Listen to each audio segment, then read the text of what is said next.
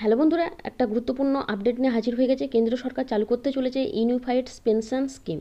আপনারা জানেন পশ্চিমবঙ্গে যে সমস্ত অস্থায়ী কর্মচারী রয়েছেন, এছাড়াও পার্শ্ব শিক্ষক থেকে শুরু করে এসএসকে, এমএসকে, মাদ্রাসা শিক্ষক, পৌরসভা শিক্ষক প্রত্যেকের আপনাদের কিন্তু এখনও পর্যন্ত ইপিএফ চালু করা হয়নি।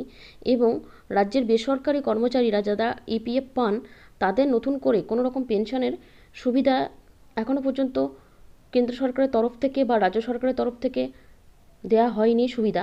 অথচ এখানে এনপিএস এর থেকে একটি উন্নত স্কিম কেন্দ্র সরকার ঘোষণা করেছে, যেটা কর্মচারীদের দেওয়া হবে, সরকারি কর্মচারীদের, যেটা হচ্ছে ইউনিফাইড পেনশন স্কিম।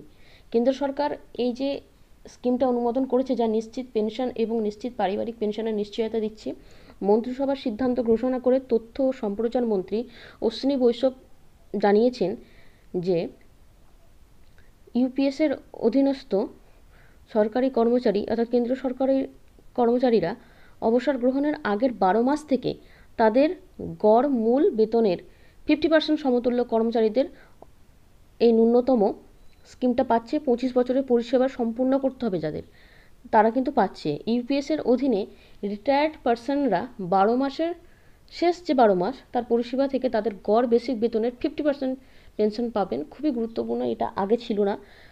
যদি তারা কমপক্ষে 25 বছরের পরিষেবা শেষ করেন, অর্থাৎ 25 বছর যদি তারা সার্ভিস করে থাকে, সেই জায়গা থেকে শেষ 12 মাসের পরিষেবা থেকে তাদের গড় যে বেসিক তার বেতনের 50% পেনশন কিন্তু তারা পাবে। এবং যাদের চাকরি 10 থেকে 25 বছর, তাদের জন্য পেনশন তাদের পরিষেবার সময়কালের সমানুপাতিকভাবেই হবে। এই পেনশন স্কিমটা 1 এপ্রিল 2025 থেকে চালু হতে চলেছে। আর এই স্কিমটি কিন্তু আগের থেকে অনেক ভালো, যেহেতু এনপিএস অর্থাৎ ন্যাশনাল পেনশন স্কিম যেটা ছিল, তার ঋণ এবং ইকুইটি দেখে আয়ের ভিত্তিতে পেনশন প্রদান করা হতো। এক্ষেত্রে কিন্তু সেসব বিষয়গুলো থাকছে না। এবং যারা 1 এপ্রিল 2004-এর পরে চাকরিতে জয়েন করেছেন, তাদের জন্য প্রযোজ্য।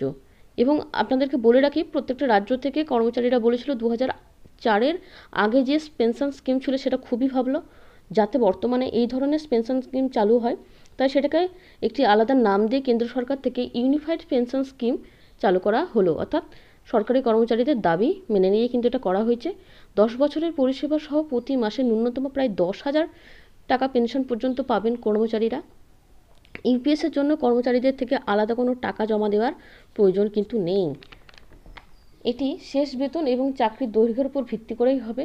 ইউপিএসের অধীনে একজন কর্মচারীর মৃত্যু হলে তার পরিবার কর্মচারীদের পেনশনের 60% পর্যন্ত কিন্তু পাবে।